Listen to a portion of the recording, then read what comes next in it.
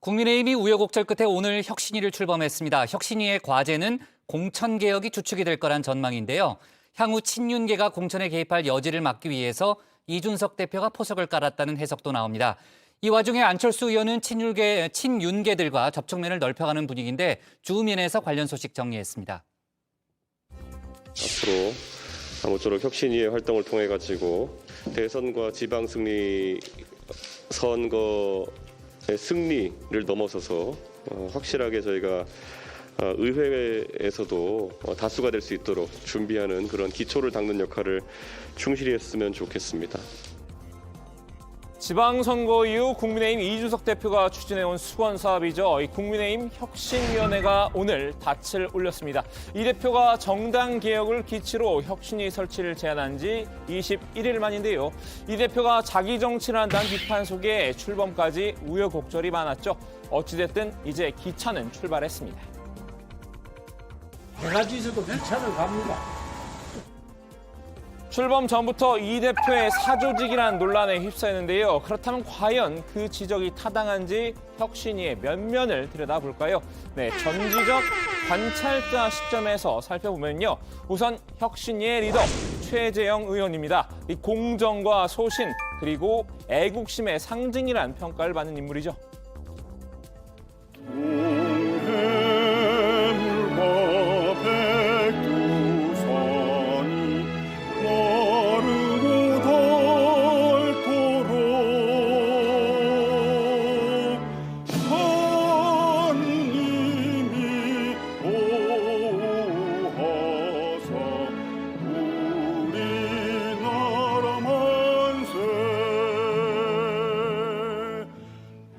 이 대표가 최 의원을 위원장으로 앉힌 이유, 이 중립 측면에서 뒷말이 나오지 않게 하기 위한 전략적 선택이었을 텐데요.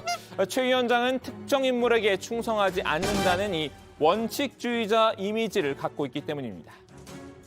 특히 그 장을 맡으신 이제 최재형 의원 같은 경우에는 평소에 공명정대함으로 이제 유명한 분인데 그분에게 사조직, 결국에는 이준석의 말을 따르는 사조직이다 이런 건데 그런 게 굉장히 불명예스러운 이야기이기도 한데 그런 걸 막 이제 던지거든요. 혁신위 구성원 최 위원장을 포함해 모두 15명입니다. 당 최고위원 7명이 각각 1명의 혁신위원을 추천을 하고 이 혁신위원장이 나머지 7명을 직권으로 추천했는데요. 이 최 위원장이 이 대표의 예상대로 움직여준 듯합니다. 최 위원장은 조혜진 의원을 부위원장으로 추천을 했는데요. 조 의원, 윤핵관도 그렇다고 이핵관도 아닌 이른바 비핵관으로 불리는 삼선 중진입니다. 윤핵관이 되고 싶었는데 꿈을 못 이룬 미생윤핵관 조혜진입니다. 조 의원을 제외한 혁신위원장 혁신위원은 1970년부터 1980년생으로 3050 세대가 추측입니다. 이 평균 연령대를 낮춰서 참신하고 다양한 개혁 의제를 발굴하겠다는 의지를 담은 것으로 보이는데요. 정치 성향도 두루 고려한 것 같습니다. 국민의당 출신 인사도 포함이 됐죠. 진보 성향 시민단체인 경실련 소속 인사도 참여를 했는데요.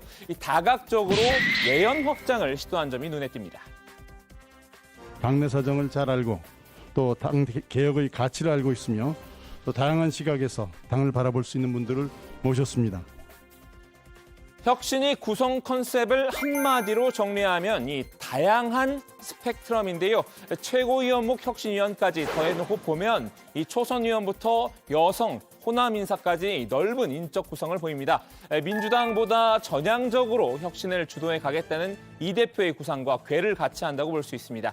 그럼 혁신위가 하게 될 일은 뭘까요? 이 대표가 어제 자신의 페이스북에 올린 글을 잠깐 보면요.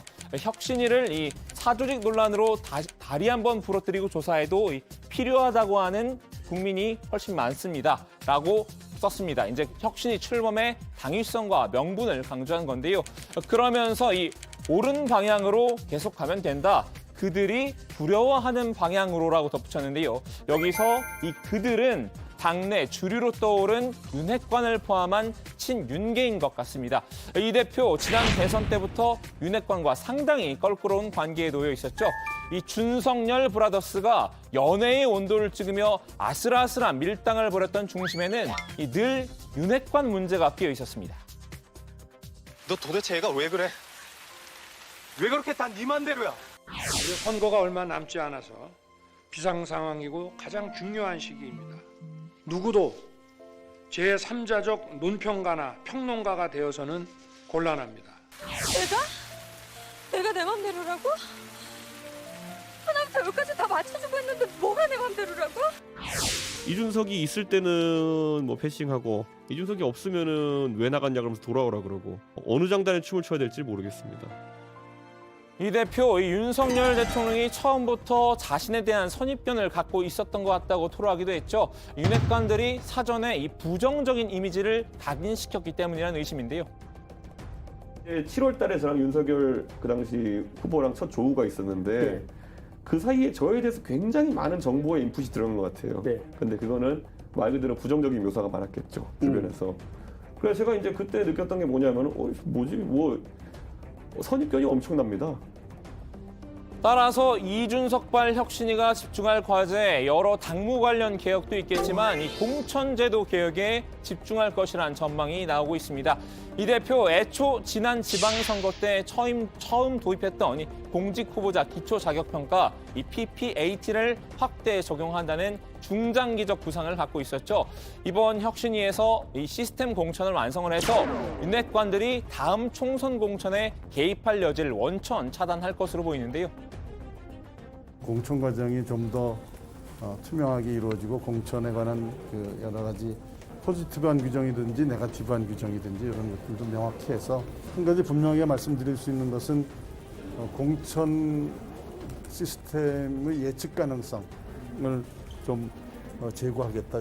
이해할 수 없는 전략 공천 뭐 이런 것들을 최소화해야 되겠죠. 네. 이 대표 이 성상납 증거 인멸 교사 의혹으로 현재 위기에 몰려 있습니다. 윤리 심의를 앞두고 있는데요. 이 대표가 징계를 받는다면 이 혁신위의 동력도 떨어질 가능성이 큽니다. 그럼에도 혁신위만큼은 반드시 정상 가동하기 위한 이 비상계획도 짜둔 것 같습니다.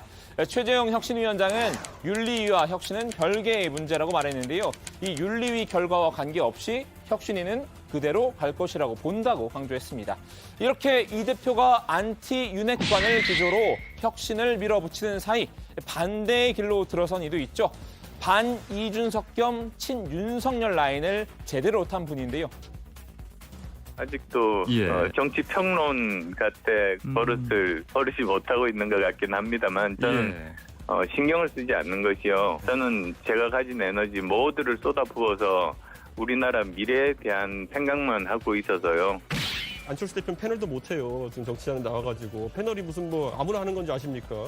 너는 패널이고 나는 정치인이다. 이런 식으로 접근하는 것 자체가 굉장한 신분의식이고 자의식 과잉입니다. 적당히 하십시오. 대선 기간 단일화 등을 두고 이 대표와 대대적인 신경전을 벌였던 안철수 의원입니다. 이제 같은 식구가 된 마당이지만 서로 안 맞는 건 어쩔 수 없나 봅니다. 명단을 바꿀 생각은 전혀 없으신 거죠? 그건 대국민 약속 아닙니까, 사실. 예. 그러면 약속을 지켜야죠. 그 약속을 제가 번복한다면 그건 제가 국민과의 약속을 어기는 게 되는 것 아니겠습니까? 예. 최고위원 인선을 둘러싼 기싸움이 계속되고 있죠. 이 대표 측은 당초 안 의원이 국민의힘 사람인 정점식 의원을 왜 추천하는지 이해할 수 없다는 입장을 고수하고 있는데요.